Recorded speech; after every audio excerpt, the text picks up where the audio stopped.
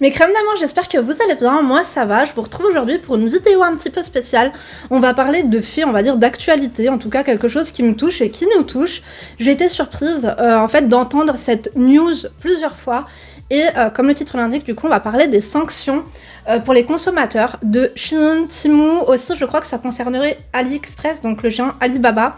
Et peut-être aussi Primark, donc également, je sais pas trop. Je vais vous mettre mes sources, sachez que toutes les sources que je vais vous mettre, il faut jamais croire qu'une source, c'est des propos avérés.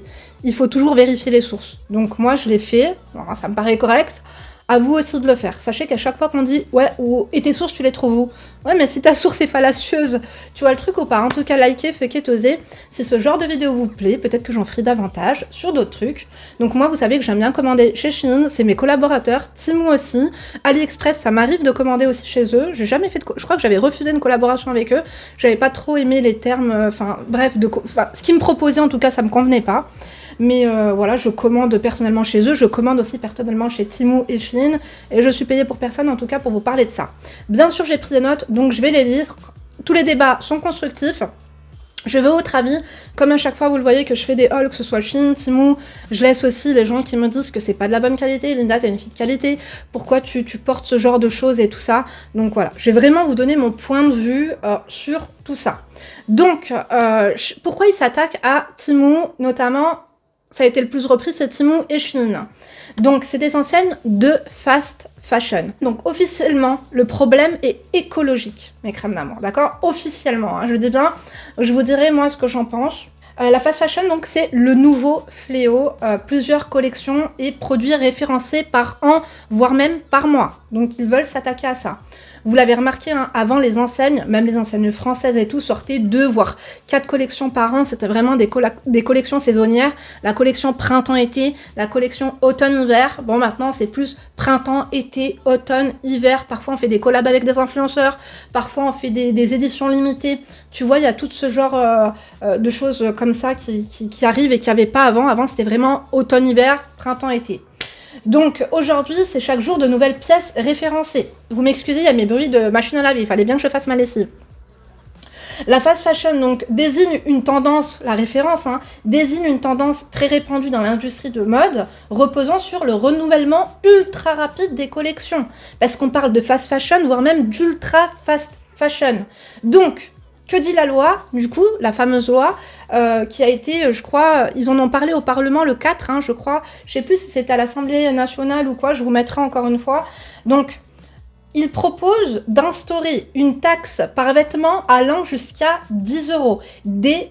Alors, début février, le député LR Antoine Velmorel-Marquez a déposé une proposition de loi visant à instaurer un système de bonus-malus en taxant jusqu'à 5 € des produits issus de l'ultra fast fashion. Cette loi, elle va être examinée à l'Assemblée nationale le 14 mars prochain. Donc, affaire à suivre. Il n'y a rien encore, c'est des pourparlers, c'est une proposition de loi, mais ça n'a pas encore été voté. Donc, ce nouveau texte comprend ces grandes lignes, la proposition précédente. Concrètement, la taxe pourrait désormais s'élever à 10 €. Au début, il nous parlait de 5, maintenant c'est 10. Par vêtement. Il ne s'agit pas d'une loi anti-Shein, Temu ou Primark. Elle pourrait sacrément impacter les prix des géants du textile chinois. Il n'y a qu'à voir les chiffres, ils ont été rattrapés. Donc si vous le savez, Zara, c'est une marque quand même qui est européenne, notamment espagnole. Et maintenant, Temu et Primark, je crois que c'est irlandais, parce que ma soeur, son ex-mari est d'Irlande. Je sais qu'il y a Primark, c'est irlandais à la base, je ne sais pas ce qu'il en est à l'heure actuelle. Mais Temu et Shein, ça vient de Chine. Donc est-ce que le problème ne serait pas géopolitique et économique? Je ne sais pas. Quoi qu'il en soit, apparemment, la fabrication de ces textiles donc chinois représenterait à eux seuls 10% des émissions de gaz à effet de serre dans le monde, chaque année. Face aux tarifs ultra concurrentiels de Primark, Shein et Temu, même les enseignes classiques peinent à rivaliser, notamment H&M, Pimki et consorts, qui avaient pourtant fait des prix accessibles sur leur marque de fabrique apparemment. Je suis désolée, mais moi je vais vous dire ce que je pense. Hein. On va pas chez Shein pour s'acheter 10 paires de chaussures par mois, on y va parce que c'est moins cher. Si Zara, en fait, ils prennent trop de bénéfices. Il faut dire les choses, ils prennent trop de bénéfices. Parce que la majorité de leurs produits sont fabriqués en Chine aussi. Je vais vous mettre quelques étiquettes là que j'ai trouvées sur internet. On va pouvoir aussi regarder la mienne, je vous dis la vérité, j'ai absolument pas regardé. J'ai là mes produits Shein, j'ai là mes produits Zara, parce que tout le monde met l'aspect écologique et l'aspect aussi finalement qualitatif. Oui, mais normalement, il faudrait acheter un produit qui va nous garder 25 ans au lieu de racheter toutes les semaines quelque chose de nouveau. Je vous ai fait un haul Zara, hein, d'ailleurs, peut-être que je vous mettrai là et je vous mettrai le lien en barre d'information. On a très bien vu que le jour même, les produits, ils étaient pas top. Hein. Après, pas tous, hein, bien évidemment, notamment cette veste que j'ai beaucoup aimée, que je vous avais présentée. Vous voyez, les boutons se tiennent quand même bien. On va voir ensemble sur l'étiquette, hein, je sais pas si ça sera écrit. Ah, Made in Morocco. Donc là, en l'occurrence, vous voyez, je suis pas là en train d'aller vous chercher spécialement un article Made in China. Celui-là, il est fabriqué au Maroc. Zara fabrique au Maghreb, en Europe et en Asie. D'accord? Ils disent Asie, hein, ils disent pas Chine, Bangladesh, je sais pas quoi. Asie. D'accord? Donc, en l'occurrence, là, j'avais pris un taille L. Voilà, moi, je trouve pas que la qualité est exceptionnelle, je vous dis la vérité. Je l'avais payé dans les 50 €.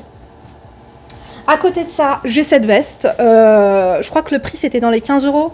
Pareil, je vous mettrai le lien en barre d'informations si vous voulez aller voir. En tout cas, le jour où je vous ai fait la revue, c'est Made in China, on est d'accord. Mais la qualité, mes crèmes d'amour, elle est irréprochable. Elle est irréprochable. Je l'ai depuis quand? Je l'ai depuis 2 ans environ. Donc pareil, vous vérifiez quand est-ce que je vous ai fait la vidéo. Les finitions, elles sont parfaites. Vous pouvez, je sais pas si vous vous en rendrez compte, mais la qualité, elle est juste exceptionnelle. Et je vais vous dire une chose, la qualité de ma veste Shein est mieux que la qualité de ma veste Zara. Donc un mensonge qui est répété plusieurs fois, ça ne se transforme pas en vérité, c'est toujours un mensonge. D'accord? Donc ensuite, j'ai d'ailleurs ce gilet. Pareil, vous me demandez tout le temps, il vient d'où, il vient d'où, il vient d'où, il vient de chez Shein. Donc bien sûr, c'est Made in China. Ça fait 3 ans que je l'ai. Oui, excusez-moi, là, il y a un fil. Voilà, parce que je l'ai accroché dans une de mes bagues. Mais voilà quoi, je veux dire la qualité elle est tout le temps au top, il tient chaud. Enfin c'est ce que je voulais. J'avais besoin d'une tenue de sport, pas pour faire du sport pour ne rien faire. Bah je l'ai encore. Est-ce que je l'ai jeté à la poubelle? Non. Est-ce que je l'ai acheté chez Zara? Non, parce que c'était plus cher. Ils se font des marges incroyables, ils se font des bénéfices astronomiques qui ne partagent même ni avec leurs employés, ni avec personne. Donc voilà, quand on voit les conditions, les grèves qu'il y a eu en Espagne et même en France par rapport à la condition de travail et on va dire les primes qui n'ont pas été revalorisées et tout, bah on n'adore pas du tout. Bon, continuons. Il a beaucoup été pointé du doigt, donc on s'attaque officiellement aux enseignes chinoises, notamment Shein, car elles dépassent les chiffres d'affaires du géant Zara. Donc c'est ce que je vous disais, qui était leader dans le domaine. Ils ont d'ailleurs été épinglés à plusieurs fois, hein, Zara. Zara, apparemment, ils copient, ils ont eu plein de procès parce qu'ils copient les marques de luxe. À chaque fois qu'il y a un défilé ou un truc, hop, en 2-2, ils te sortent les vêtements à Zara. C'est à peu près les mêmes, en moins cher. Et après, ils disent que Shein copie Zara. Vous pensez vraiment qu'ils vont aller copier quelqu'un qui copie? Autant copier l'original, hein, je vous dis la vérité. Donc bien sûr qu'il y a des inspirations et c'est pour tout le monde pareil. Donc Zara, il fait partie du groupe Inditex qui inclut Bershka, Pull&Bear, etc. Donc le siège social, comme je vous ai dit, il est en Espagne. Donc les produits sont officiellement fabriqués en Europe, Asie, notamment la Chine. Mais donc c'est une marque européenne. Shein a été de nombreuses fois critiquée pour être fast fashion, de mauvaise qualité. Donc je viens de vous le montrer. Excusez-moi, même mon haut vient de chez Shein. C'est comme dans tout. Par exemple, mes basiques. Est-ce que j'ai jeté des trucs que j'ai reçus de chez Shein? Oui, j'ai commandé des chaussettes. Excusez-moi, mais au bout d'une saison, après, je les jette. Quand le blanc devient gris, quand, bon, bah voilà, le genre de basique comme ça, que je peux faire la même chose quand j'achète chez Kiabi ou autre part. D'ailleurs, on parle beaucoup aussi, je l'ai pas écrit dans mes notes, mais de la composition. Il y aurait des compositions qui sont dangereuses. Je pense que si vous vous intéressez longuement aux compositions dans des marques, même, je viens de citer Kiabi, reprenons-le, aussi a été épinglé pour utiliser des produits dangereux dans leurs vêtements. On sait qu'en plus, Kiabi, c'est la mode à petit prix aussi.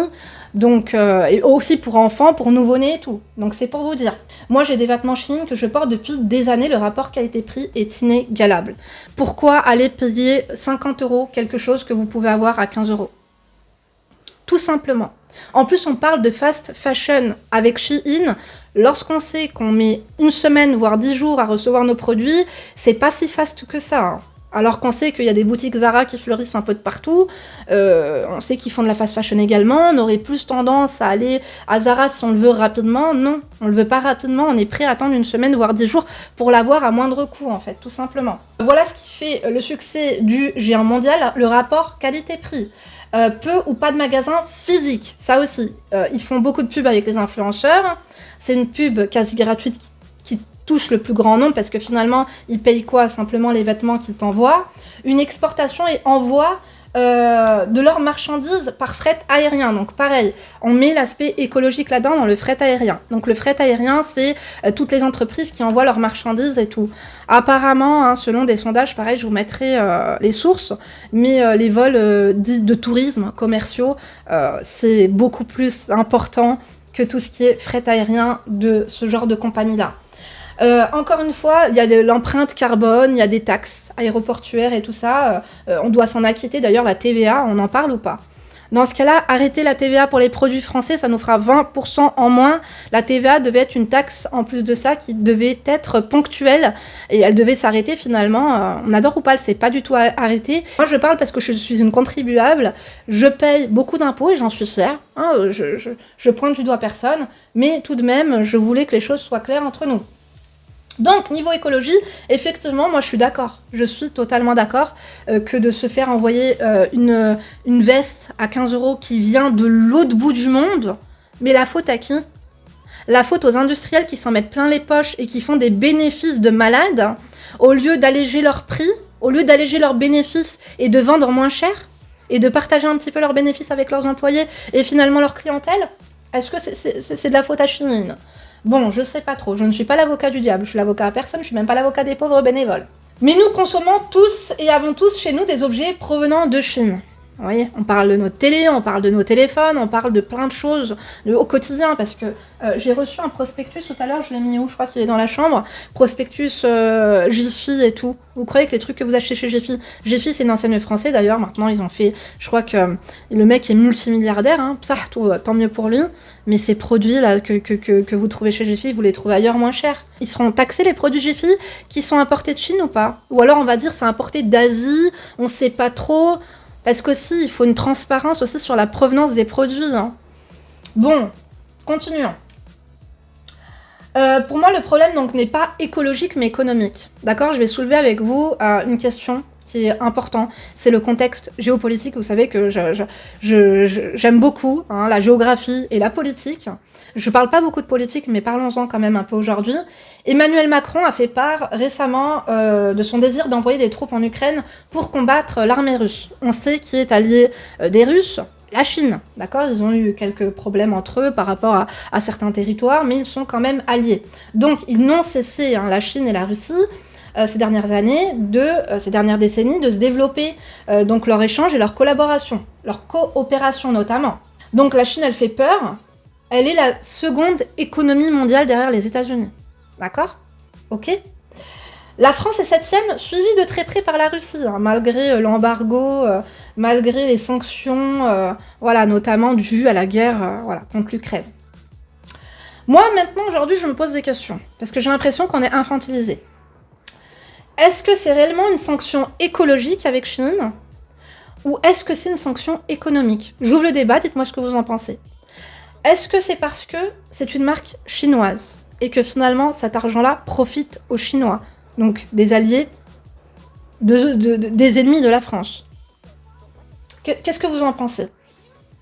Si la Chine décidait d'en faire autant finalement, on connaît l'engouement des Chinois pour le luxe à la française. Le marché chinois est très important si on en regarde les chiffres. Vous l'avez vu, hein, post-pandémie, ça a été un truc de fou. Hein. LVMH, en bourse, ça a remonté de dingue. Tu verrais leur chiffre d'affaires, il n'y a pas eu de récession, il n'y a rien eu du tout. Hein. Notamment concernant les chiffres d'affaires d'LVMH. Donc LVMH, si vous ne le savez pas, c'est Louis Vuitton, Dior, Sephora, Moët & Chandon, Hennessy, enfin bref. Ça regroupe beaucoup de marques comme ça de luxe. Dior aussi, ouais, je l'ai dit. D'ailleurs, la fille à Bernard Arnault, c'est la directrice de Dior. Donc Bernard Arnault, qui est l'actionnaire majoritaire et président de LVMH, est considéré comme l'homme le plus riche au monde. Enfin, ou presque.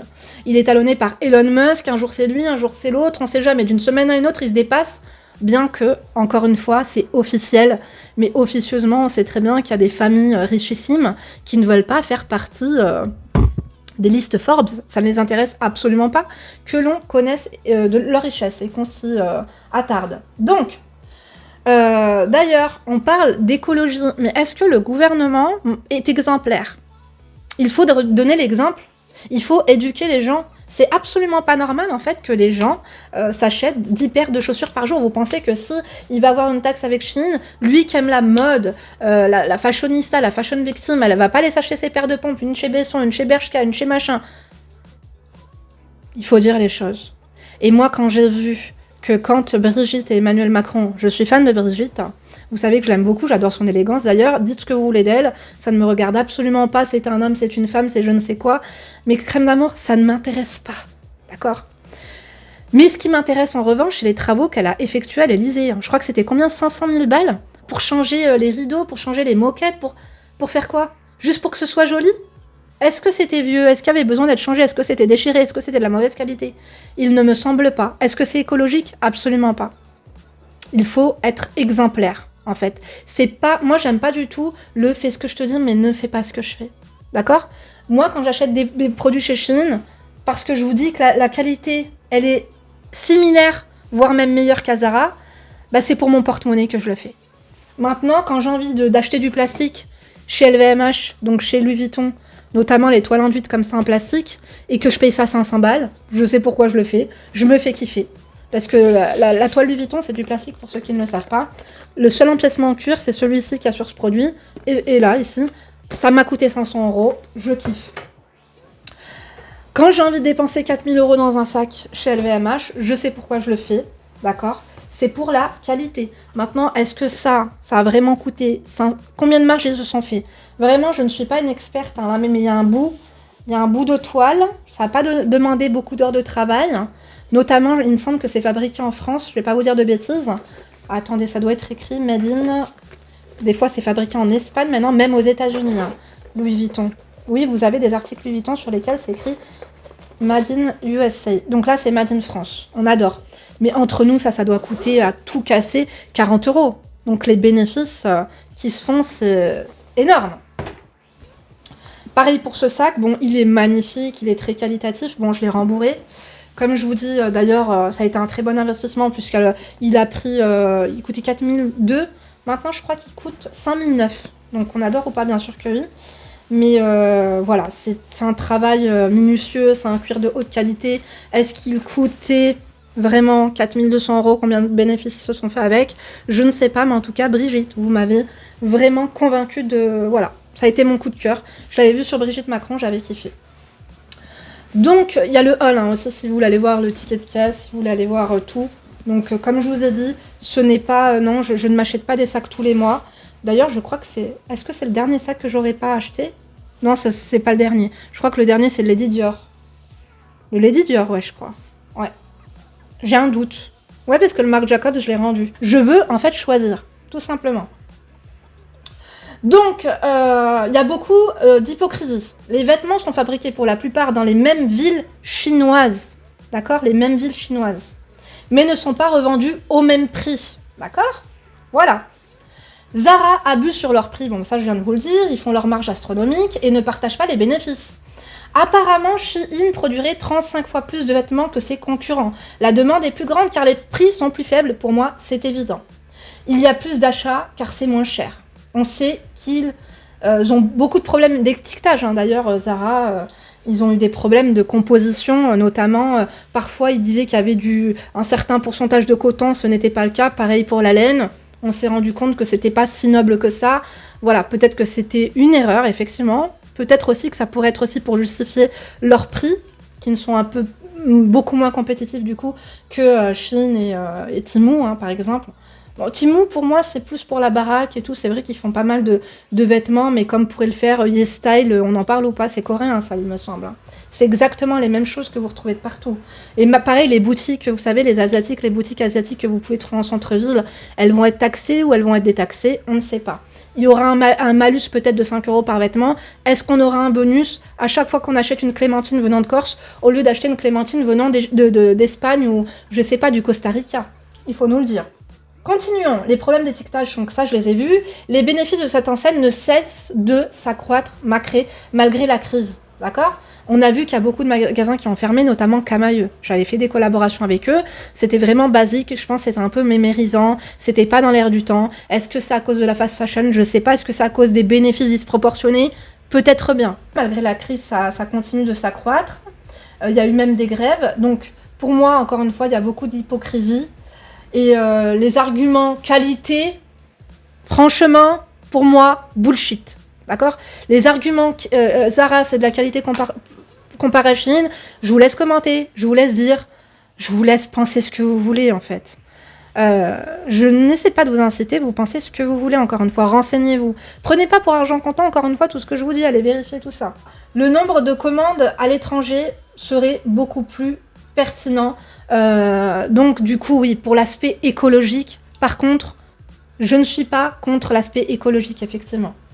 J'aimerais, du coup, que notre gouvernement donne l'exemple, comme je vous ai dit, notamment sur les travaux à l'Élysée. Moi, là, je vous cite ça, hein, mais excusez-moi, il y a plein d'autres trucs, what the fuck, quoi. C'est un truc de fou, hein.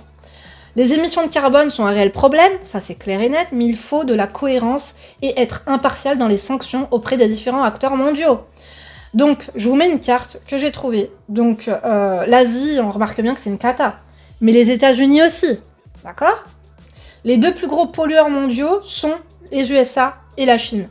Donc les USA comptaient 335 millions d'habitants en 2023. La Chine, quant à elle, 1,4 milliard de personnes, soit 4 fois plus d'habitants de personnes pour la Chine. Cherchez l'erreur. Proportionnellement au nombre d'habitants, je pense que les États-Unis, quand même, leur émission est beaucoup plus importante que la Chine malgré tout. Donc, pouvons-nous y penser avant le carnage de masse, parce que finalement, comment va réagir la Chine par rapport à ces sanctions? Est-ce qu'elle va prendre ses dispositions, notamment, comme je vous ai dit, je crois que l'Asie est devenue le premier marché de LVMH. Donc, que va dire Bernard Arnault si les Chinois décident de mettre en place une sanction de 100 € par produit, parce que du coup, il faut être en adéquation avec les tarifs. Là, on va dire que c'est 5 pour une veste à 20 balles. Enfin, il ne faut pas que ça excède les 50% du montant du produit. Je sais pas si je suis claire. Mais si le président chinois déciderait de mettre une sanction de 50 ou 100 €, eux aussi vont s'en mettre plein les fouilles. Donc, continuons. Il ne devrait pas y avoir de poids de mesure, ou alors le gouvernement cesse de nous infantiliser, c'est ce que je vous disais, et nous disent que géopolitiquement, tout simplement, ça part bientôt en sucette, et donc l'argent doit rester chez nous. Tout simplement. Comme ça, au moins, on va être patriote et se dire, oui, effectivement, si le président me dit, écoutez, arrêtez de nourrir... c'est un peu la guerre froide, on va pas dire l'ennemi. Mais gardons l'argent chez nous, s'il vous plaît, consommez français, mais arrêtez de nous raconter des bêtises, quoi, tout simplement. Les conneries sont répétées. Et... de partout, je le vois sur YouTube, je le vois avec mes consoeurs youtubeuses, je le vois sur Instagram, je le vois de partout en fait. On te donne des informations partiellement vraies, parfois elles sont fallacieuses, ou alors on va venir pointer du doigt un produit qui a été détecté dans une marchandise qui est très grave. Ok, mais alors dans ce cas-là, prends un produit au pif dans chaque enseigne et essaie de nous faire quelque chose alors de cohérent et de impartial, et voyons voir ce qui se passe aussi chez les autres. Voilà, tout simplement. Les enseignes de luxe sortent aujourd'hui beaucoup plus souvent de nouvelles collections. Ça, je l'ai remarqué. Et d'ailleurs, vous l'avez vu parce qu'on parle de fast fashion. Mais maintenant, on voit que ce soit avec Louis Vuitton, que ce soit avec Gucci, que ce soit avec... peu importe, il y a plein de collections différentes. Il y a des nouveautés de sacs, on va dire, limite chaque mois. Donc, et on voit les hauls des millionnaires, des milliardaires ou des riches, tout simplement, elles achètent plusieurs sacs par semaine, que ce soit chez Gucci, Dior, Louis Vuitton, Chanel. Bon, finalement, fast fashion, ça veut pas dire cheap. Parce que la fast fashion, maintenant, on la retrouve aussi dans les maisons de luxe. C'est ce que je voulais dire. Les enseignes de luxe, donc, comme je vous ai dit, elles sortent des capsules avec des créateurs en collaboration. On l'a vu notamment, Louis Vuitton aime bien faire ça. Moi, je suis une fan de Louis Vuitton, mes crèmes d'amour. J'ai un peu levé le pied parce que je vais mettre mon argent ailleurs. Mais la fast fashion n'est pas si fast que ça. Comme je vous l'ai dit, quand on doit attendre une semaine, voire même 10 jours, pour se procurer une nouvelle paire de chaussures ou un nouveau sac à main. Donc, les gens ne consomment pas chez Shein. Moi, je ne pense pas qu'ils consomment pour la nouveauté. Pour ce qu'il y a de nouveau. Ah, fais voir, ils ont mis un nouveau produit, je commande. C'est pour les prix, tout simplement. C'est pour les prix, en tout cas, généralement et dans la globalité. C'est ce qui motive, en fait, d'aller chez la concurrence. Il faut éduquer les gens, comme je vous ai dit. Mais avant toute chose, il faut être transparent. Il faut être cohérent, honnête et exemplaire. Je parle du gouvernement et des gouvernements. Le coût du fret aérien comprend des taxes, comme je vous l'ai dit. Il faudrait d'ailleurs revoir la cohérence entre celles-ci. Emmanuel Macron, d'ailleurs, a notamment... Il voudrait initier une taxe carbone mondiale. Moi, je trouve que ce serait beaucoup plus cohérent, que ce serait une taxe mondiale, que tout le monde se mette d'accord. Que ce soit pas certaines personnes qui couvrent la couverture... Après, moi, je suis française. Donc, les intérêts de la France m'intéressent fortement. Mais il y a mon porte-monnaie aussi. Il y a mon pouvoir d'achat. Donc, moi, je donne déjà assez en TVA, en cotisation à l'URSSAF, en cotisation sociale. Si en plus, ils veulent me prendre 5 € à chaque fois que je commande chez Chine, bon, faut pas abuser. Il y a des personnes qui commandent, voilà, pour renouveler quelque chose. Encore une fois, comme je vous l'ai dit, j'ai, par exemple, un vase. Bon, ben voilà. Mon mari m'a jeté un vase à la poubelle. J'en ai reçu un nouveau chez Chine. Je compte pas en acheter un deuxième. Tu veux que je foute tout. Pareil, j'en avais marre des trucs pour les mouchoirs. J'ai pris un truc à mouchoir, il est où? Je crois qu'il est dans ma chambre. Il est de super qualité, je vais pas aller en acheter un autre. Je suis pas le genre de meuf, en fait, qui change ses rideaux toutes les semaines, tous les mois, qui change de meubles, parce qu'encore une fois, on parle de la fast fashion, mais avant, nos grands-parents achetaient des meubles quand ils aménageaient, les meubles, ils les gardaient toute leur vie. Maintenant, on veut changer de canapé, on veut changer de commode, on veut changer de lit, on veut... Voilà, parce qu'il y a tout le temps des nouvelles collections de meubles, des nouvelles tendances. C'est ça qu'il faut revoir. Moi, je ne suis pas les tendances. Moi, mon canapé, ça fait un bail que je l'ai. J'avais un canapé en cuir. Je l'ai mal entretenu. Je l'avais acheté il y a 11 ans. Je l'ai changé, mais je suis pas du genre à suivre la tendance. Je commande juste parce que je vois mon porte-monnaie et que je ne veux pas payer plus cher ce que je peux trouver ailleurs, identique, voire même mieux, moins cher, tout simplement. Donc, comme je vous parlais de la taxe carbone mondiale que Macron, en fait... voudrait mettre en place, en fait, il voudrait se mettre d'accord avec les différents acteurs mondiaux. Je trouve ça cool, mais espérons que ce soit pas un fiasco, comme il y a eu, du coup, avec le scandale qui a coûté près de 1,6 milliard d'euros à la France, mes crèmes d'amour. Alors que les responsables sont traités comme des stars de télé-réalité, ils sont invités sur les plateaux télé, ils sont en vedette, on a même fait une série de Netflix là-dessus. Donc, voilà, moi, Pareil pour AliExpress, comme je vous ai dit, il m'avait proposé une collab, je l'avais pas fait. C'est pas pour autant que j'avais pas commandé ce porte-monnaie. Alors oui, il peut peut-être vous penser, quand vous le voyez comme ça, vous pensez peut-être à un porte-monnaie Hermès qui est vendu 4000 ou 2500 €, je sais plus trop. Alors c'est pas de la contrefaçon, c'est une inspiration. Alors voilà, les propriétés intellectuelles, c'est à voir avec eux, pas avec moi. 2500 € pour un portefeuille, non. 10 €, oui, je veux bien. D'ailleurs, je vous mettrai le lien en barre d'informations. D'ailleurs, si ça vous intéresse. Encore une fois, je pointe personne du doigt, mais comme une fois, j'aimerais qu'on cesse de nous infantiliser et qu'on nous dise clairement les choses. Chers Français, chères Françaises, voilà, vous l'avez bien vu, qu'on commence, géopolitiquement, ça commence à partir en sucette. On a certains alliés, on est un peu c'est la guerre, froide, et on aimerait que l'économie française, voilà... On aimerait refaire marcher l'économie française, on préférait que vous consommiez français. Dans ce cas-là, il faudra dire aux industriels français qu'ils arrêtent de s'en foutre plein les poches comme ça et de ne pas redistribuer les bénéfices. On voit que les riches sont de plus en plus riches, les pauvres sont de plus en plus pauvres.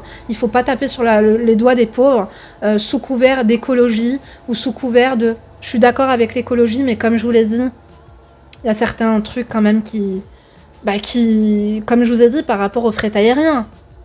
Un aéroport, un aller-retour Paris-New York, voilà, pour des vacances d'une semaine ou de 3 jours ou 4 jours à 179 €, tu consommes beaucoup plus que pour autre chose. Donc il y a déjà des taxes qui ont été mises en place, des taxes aéroportuaires notamment. Les industriels qui se sont mis plein les poches ces dernières décennies, on voit très bien, comme je vous l'ai dit, avec les États-Unis, qui ont une émission de CO2 qui est incroyable et voire même incontrôlable. Est-ce qu'on va leur taper sur les doigts aussi? Donc c'est vrai que, en toute impartialité, je suis impartiale, il y a quand même pas mal de frais de douane, mais là c'est vraiment des taxes de douane. Hein. Quand on commande aux États-Unis, je l'ai bien vu avec ma montre Michael Kors et tout ça, quand vous commandez du KKW, là, les maquillages Kim Kardashian et tout, vous commandez pas mal de taxes, mais est-ce que vous serez taxé à hauteur de 5 $ par produit? Je ne pense pas. Pourtant, ils vont dire que c'est pas de la fast fashion, c'est de partout. Parce que du coup, c'est qui? C'est les pauvres, en fait. On tape sur les doigts des pauvres. D'ailleurs, j'avais vu que Brut, sur Instagram, ont partagé cette information. Et j'ai bien vu, je vous mettrai peut-être ici les commentaires des personnes qui ont commandé commenté sous ce post. Il y avait des gens qui trouvaient ça scandaleux, la fast fashion. Il y en a d'autres qui ont dit non, nous on n'est pas fast fashion, on fait juste selon nos moyens, on n'est pas là pour acheter 150 000 vestes, 150 000 chaussures. C'est juste que quand on a envie de renouveler, on veut aller au moins cher. Attendez 2 secondes, j'ai ma fille. Bon, je ne sais pas ce que vous en pensez, dites-moi clairement, dites-moi si, je sais qu'il y en a beaucoup d'entre vous, justement, qui sont sensibles à l'écologie. Comme je vous l'ai dit, quand j'ai pu faire des haul Shein ou Temu, ouais, j'aime pas trop Linda et tout, niveau écologie ou niveau qualité. Bon, niveau qualité, c'est erroné, d'accord, c'est un a priori. Et après, niveau écologie, je peux vous rejoindre. Mais alors, dans ce cas-là, il faut que ce soit proportionné, il faut que ce soit, comme l'a dit Emmanuel Macron, dans ce cas-là, qu'ils se mettent d'accord, les différents acteurs mondiaux, et qu'ils fassent une taxe mondiale. Voilà, c'est ça. Et qu'on nous incite notamment à consommer français en baissant les bénéfices, en fait, des industriels. Quand on voit, je sais plus, c'était un truc que j'avais vu, Leclerc, là, il est tout le temps en train de parler, certains des agriculteurs lui vendent le lait 5 centimes, après il le revend à 1,10 €, quoi.